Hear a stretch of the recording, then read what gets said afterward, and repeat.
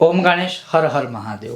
આ 17 ઓક્ટોબર જેને આપણે વાઘ બારસ, વસુ બારસ, વચ્છ બારસ બધી શબ્દોથી કે રીતિથી કે રિવાજથી કે પ્રયોગોથી ઓળખીએ છીએ, પણ 100% એક વ્રત આજે હું તમને કહીશ જે શાસ્ત્રોમાં જ છે, કોઈ બનાવેલું વ્રત નથી। કદાચ તમે સાંભળ્યું પણ હશે, જો સાંભળ્યું હોય તો કોમેન્ટ બોક્સમાં જણાવજો, અને ના સાંભળ્યું હોય તો પણ કહેજો, અને ના સાંભળ્યું હોય તો આચરણ કરજો, બીજું કંઈ નથી।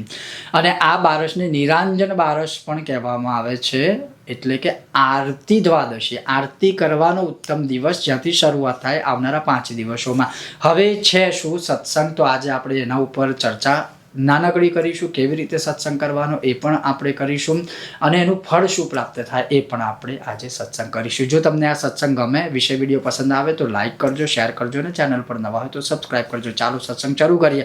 હવે સૌથી પહેલી અને ઉત્તમ અને મોટી વાત એમ કે બારસથી લઈને બારસ, તેરસ, 14 અમાસ એટલે દિવાળી, અને કારતક શુક્લ એકમ આપણા પ્રમાણે તો 9 વર્ષ, આ 5 દિવસ સુધી રોજ સવારે પ્રાતઃકાલ ઉઠી સ્નાન આદિમાંથી પરવારી કાંસાની થાળી કે કાંસાની વાટકી લેવાની। કાંસાની થાળી વાટકી ના હોય તો ચાંદીની કે પછી આપણે તાંબાની લેવાની।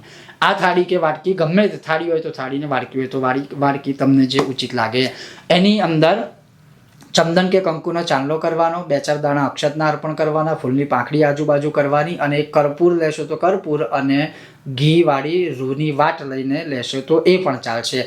અને એનાથી આરતી ઉતારવાની છે। કોની આરતી ઉતારવાની છે? તો અહીંયા શબ્દમાં લખેલું છે ભવિષ્યોત્તરમાં કે બ્રાહ્મણ દેવતા, જે તમારા આચાર્ય હોય, ગુરુ હોય, એમની વાત છે। પછી ગુરુજન, ઘરના જે વડીલો હોય, અને સર્વપ્રથમ માતા પિતા, અને અશ્વ આદિ, આદિ શબ્દમાં પ્રયોગ કર્યો છે, એટલે અશ્વ, ગૌમાતા, હાથી, આ બધાનો સમાવેશ કરી શકો છો, કારણ કે આ બધા જ દૈવીય માનેલા છે।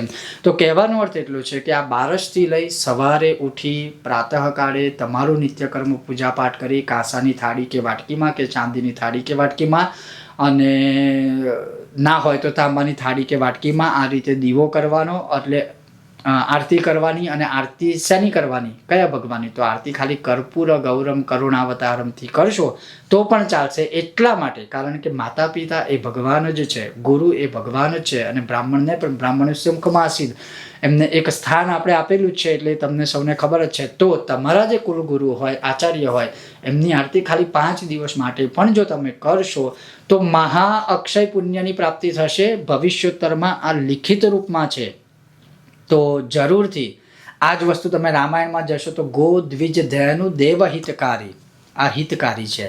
તો આ 5 દિવસ સુધી ખાલી આટલું કરશો તો પણ તમને અક્ષય શબ્દનો પ્રયોગ કરવામાં આવેલો છે કે અક્ષય ફળની પ્રાપ્તિ થશે, જે 17 ઓક્ટોબરથી શરૂ થશે 5 દિવસ સુધી, અને તિથિ પ્રમાણે વાઘ બારસથી શરૂ થશે આપણે કાર્તિક શુક્લ એટલે કે એકમ એટલે કે નવા વર્ષ સુધી। તો તમે આ રીતે પણ પ્રયોગ કરી શકો છો, અને પછી આરતી થઈ જાય પછી આપણે પાણીની પ્રદક્ષિણા કરવાની, તો એ પણ તમારે કરવું જોઈએ। ઓમ ગણેશ હર હર મહાદેવ।